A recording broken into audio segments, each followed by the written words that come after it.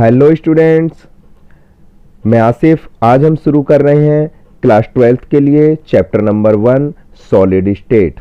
काफ़ी important chapter है और NIOS वाले बच्चों के लिए मैं बता दूं, उनके लिए है ये मॉड्यूल 3 में यूनिट 6। तो चलिए शुरू करते हैं। पदार्थ यानी द्रव्य, इसकी 3 अवस्थाएं होती हैं। ये आपका होगा द्रव्य, इसको इंग्लिश में बोलते हैं मैटर। इसकी होती हैं 3 अवस्थाएं। पहली ठोस यानी सॉलिड, दूसरी द्रव लिक्विड और तीसरी गैस। तो बच्चों, जैसा आप जानते हो, जो ठोस होता है उसके जो अवयवी कण होते हैं, कॉन्स्टिट्यूएंट पार्टिकल्स, वो बिल्कुल एक निश्चित शेप में एक दूसरे से बिल्कुल टच करके इस तरीके से लगे हुए होते हैं, ठोस के अवयवी कण। लेकिन अगर आप देखोगे द्रव को, तो उसमें देखोगे कि जो अवयवी कण होते हैं, कॉन्स्टिट्यूएंट पार्टिकल, वो थोड़े दूर दूर होते हैं, बिल्कुल एक निश्चित शेप में बिल्कुल टच करके एक दूसरे को नहीं होते, थोड़ा सा उनमें गैप होता है। तो वो होते हैं, वो जिसमें ये दूर दूर होते हैं वो कहलाता है आपका द्रव यानी लिक्विड। और जो आपका गैस होता है, गैस, उसमें जो अवयवी कण हैं और ज़्यादा दूर दूर होते हैं, ठीक है ना। तो और ज़्यादा दूर दूर वो होते हैं। उसके बाद देखना बच्चों, ये जो होते हैं अवयवी कण किसके, ठोस के, वो स्थिर होते हैं। लेकिन जो द्रव के होते हैं वो गतिमान होते हैं, यानी उनमें गति होती है, वो इधर उधर घूमते रहते हैं। और जो गैस के जो अवयवी कण होते हैं वो भी गतिमान होते हैं और वो भी इधर उधर घूमते रहते हैं।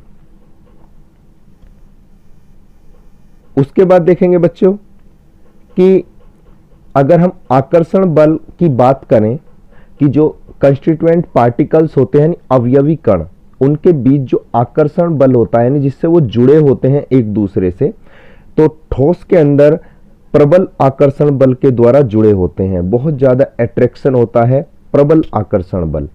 लेकिन जो द्रव के कण होते हैं उनमें कम आकर्षण बल होते हैं, कम आकर्षण बल से वो जुड़े होते हैं।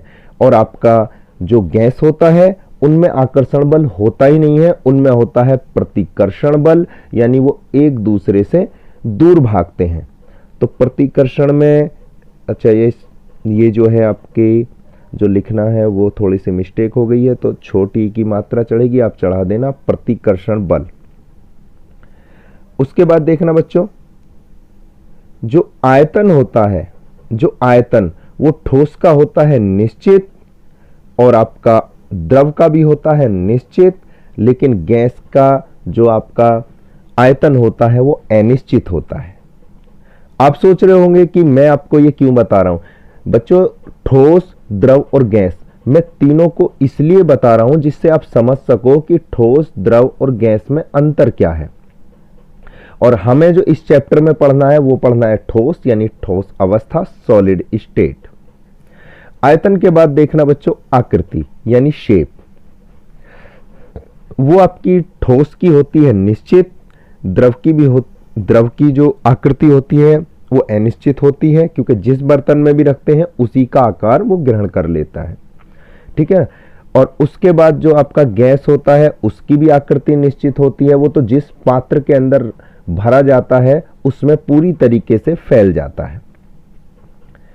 उसके बाद देखना बच्चों, हम बार बार जिक्र कर रहे थे अवयवी कण यानी कॉन्स्टिट्यूएंट पार्टिकल्स।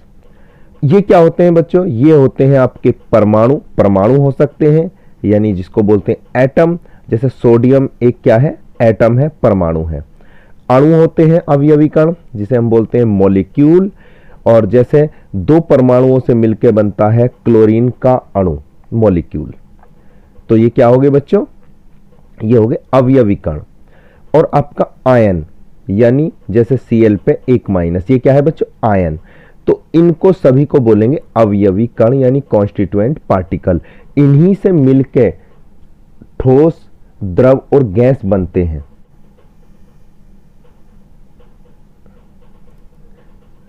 देखना बच्चों, आपका चैप्टर 1 के अंदर जो ठोस अवस्था है, सॉलिड स्टेट, पहले हम जानते हैं ठोस किसे कहते हैं। ठोस यानी सॉलिड। देखना बच्चों, पदार्थ की वह अवस्था जिसमें उसकी आकृति एवं आयतन निश्चित होते हैं। क्या होता है बच्चों? उनका आकृति और आयतन क्या होता है? निश्चित होता है। क्या कहलाता है बच्चों? ठोस कहलाता है। और ठोस कितने प्रकार का होता है? ठोस होता है आपका दो प्रकार का। ठोस कितने प्रकार का? दो प्रकार का। एक क्रिस्टलीय ठोस यानी क्रिस्टलाइन सॉलिड, और एक होता है आपका अक्रिस्टलीय ठोस यानी नॉन क्रिस्टलाइन सॉलिड बोलेंगे, या उसको बोलेंगे बच्चों एमॉर्फस सॉलिड। तो दो प्रकार का ठोस होता है, एक क्रिस्टलीय ठोस और एक अक्रिस्टलीय ठोस।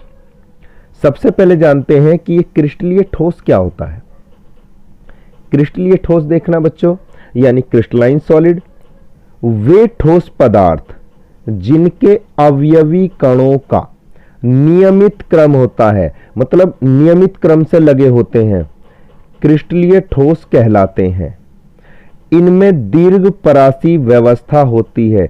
दीर्घपरासी व्यवस्था का मतलब होता है बच्चों लार्ज रेंज ऑर्डर, यानी जो क्रिस्टलीय ठोस होते हैं वो एक पार्टिकल होता है जो अवयवी कण होता है, उससे दूसरा अवयवी कण जिस स्थिति में उसके साथ कनेक्ट होता है, जुड़ा होता है, तो ये जो ऑर्डर होता है वो बहुत लंबा होता है, बहुत दूर तक होता है।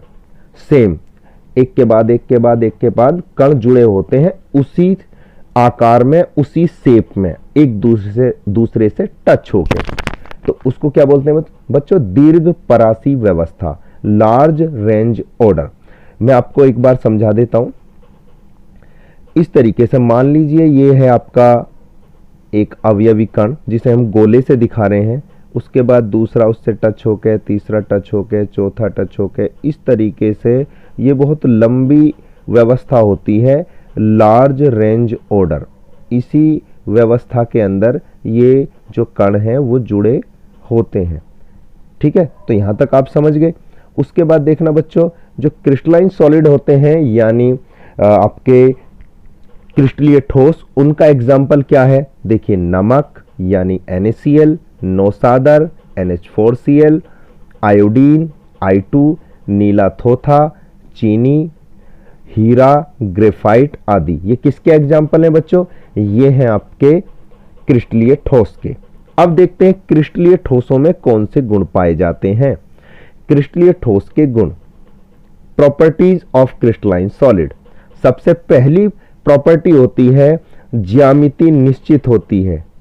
ज्यामिति यानी आकृति क्या होती है बच्चों? इनकी निश्चित होती है, एक निश्चित आकृति में होते हैं ये, तो डेफिनेट ज्योमेट्री होती है इनकी। दूसरा, विषमदैशिक होता है। विषमदैशिक मतलब अगर हम इसमें कोई प्रकाश की किरण डालें तो वो एक ही दिशा में नहीं जाती, वो अगर मतलब उनकी दिशा बदलती रहती है। इसको बोलते हैं एनआइसोट्रॉपिक, मतलब हमने कोई प्रकाश की किरण डाली इसमें तो वो एक ही दिशा में नहीं जाएगी, दोबारा डालेंगे तो दूसरी दिशा में जाएगी, थोड़ा चेंज करके डालेंगे तो दूसरी दिशा में जाएगी। तो यानी एक दिशा में वो प्रकाश की किरण नहीं जाएगी। तो इस तरीके से हम इसको बोलते हैं विषमदैशिक होता है। इनका जो गलनांक होता है यानी मेल्टिंग पॉइंट वो निश्चित होता है। और उसके बाद देखते हैं शीतलन वक्र। शीतलन वक्र मतलब बच्चों कूलिंग कर्व। इसका मतलब क्या होता है? अगर हम इनको गर्म कर देते हैं उसके बाद जब ये इनको छोड़ दिया जाता है तब वो ठंडे होते हैं, तो किस प्रकार होते हैं? क्या धीरे धीरे आराम आराम से ठंडे होते चले जाते हैं?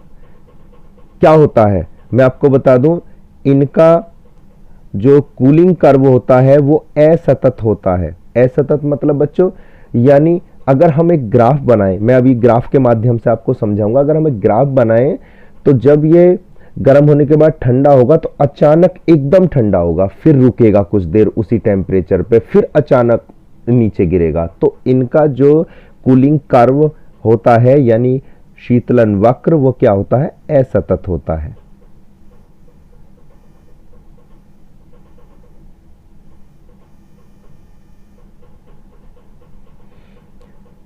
देखिए बच्चों, देख लेते हैं इस कर्व को। जैसे ये आपका बना हुआ है, इधर आपका हीट यानी ऊष्मा और इस साइड आपका ये समय। तो देखना बच्चों, देखो ये आपका जैसे ही